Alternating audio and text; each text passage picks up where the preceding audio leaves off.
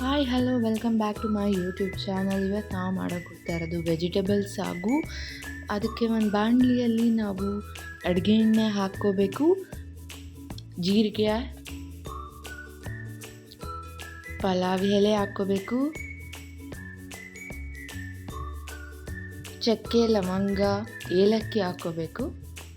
ನಾವು ಎಷ್ಟು ಜನಕ್ಕೆ ಮಾಡ್ಕೋತೀವಿ ಅಷ್ಟು. ನಾನು ಎರಡೆರಡು ಹಾಕ್ಕೋತಾ ಇದ್ದೀನಿ. ಅದಕ್ಕೆ ಒಂದು ಹಸಿಮೆಣ್ಸಿನ್ಕಾಯಿ ಕಟ್ ಮಾಡಿರೋದು, ಮತ್ತು ಅದಕ್ಕೆ ಈರುಳ್ಳಿ ಹಾಕ್ಕೊಂಡು ಅದಕ್ಕೆ ಸ್ವಲ್ಪ ಫ್ರೈ ಮಾಡಿಕೊಂಡು ಅದಕ್ಕೆ ಮತ್ತೆ ಶುಂಠಿ ಬೆಳ್ಳುಳ್ಳಿ ಹಾಕ್ಕೋಬೇಕು. ಅದು ನಮಗೆ ಕಲರ್ ಚೇಂಜ್ ಆಗೋವರೆಗೂ ನಾವು ಅದನ್ನು ಚೆನ್ನಾಗಿ ಫ್ರೈ ಮಾಡ್ಕೋಬೇಕು. ಅದಾದಮೇಲೆ ನಾವು ಅದಕ್ಕೆ 3ರಿಂದ 4 ಗೋಡಂಬಿ ಹಾಕ್ಕೋಬೇಕು.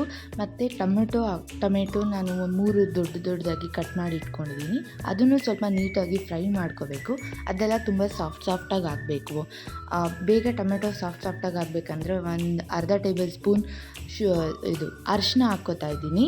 ಅದನ್ನು ನೀಟಾಗಿ ಫ್ರೈ ಮಾಡಿಕೊಂಡಾಗ ಸ್ವಲ್ಪ ಬೇಗ ನಮಗೆ ಫ್ರೈ ಆಗುತ್ತೆ. ಸೀದೋಗಬಾರ್ದು ಅಂತ ಅದಕ್ಕೆ ಅರ್ಧ ಗ್ಲಾಸ್ ನೀರು ಹಾಕ್ಕೋತಾ ಇದ್ದೀನಿ.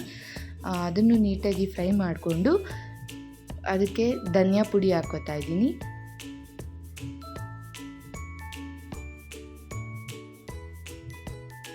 ಮತ್ತು ಹುರಿದಿರೋ ಅಂಥ ಎಳ್ಳು 2 ಟೇಬಲ್ ಸ್ಪೂನು. ಅದನ್ನು 1-2 ನಿಮಿಷ ಬಿಟ್ಟು ನೀಟಾಗಿ ಫ್ರೈ ಮಾಡಿದ್ರೆ ಅದು ಸಾಫ್ಟಾಗಿ ಆಗುತ್ತೆ. ಅದನ್ನು ನುಣ್ಣಗೆ ಪೇಸ್ಟ್ ಮಾಡ್ಕೋಬೇಕು. ಒಂದು ಮಿಕ್ಸಿಯಲ್ಲಿ ಪುದೀನ ಹಾಕಿ ಪೇಸ್ಟ್ ಮಾಡಿದ್ದೀವಿ.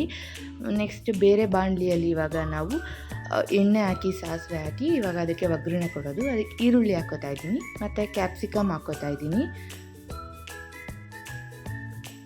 ಕರಿಬೇವು ಹಾಕೊಂಡು ನೀಟಾಗಿ ಫ್ರೈ ಮಾಡಿ ಅದು ಸ್ವಲ್ಪ ಕಲರ್ ಚೇಂಜ್ ಆಗೋವರೆಗೂ ಫ್ರೈ ಮಾಡಬೇಕು. ಸೊ ಉಪ್ಪು ಬೇಗ ಹಾಕಿದ್ರೆ ಬೇಗ ಫ್ರೈ ಆಗುತ್ತೆ. ಮತ್ತು ನನ್ನ ಹತ್ರ ಇರೋ ತರಕಾರಿಗಳನ್ನ ಹಾಕೋತಾ ಇದ್ದೀನಿ. ನನ್ನ ಹತ್ರ ಇರೋದು ಕ್ಯಾರೆಟು, ಆಲೂಗಡ್ಡೆ, ಬೀನ್ಸು ಮತ್ತು ಗೆಡ್ಡೆಕೋಸು ಹಾಕೋತಾ ಇದ್ದೀನಿ.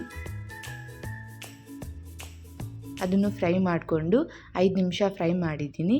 ಅದಕ್ಕೆ ಖಾರದ ಪುಡಿ ಹಾಕ್ಕೊಂಡೆ, 1 ಟೇಬಲ್ ಸ್ಪೂನ್ ಖಾರದ ಪುಡಿ ಹಾಕ್ಕೊಂಡಿದ್ದೀವಿ, ಮತ್ತು ಧನಿಯಾ ಪುಡಿ ಸ್ವಲ್ಪ ಫ್ರೈ ಮಾಡಿಕೊಂಡು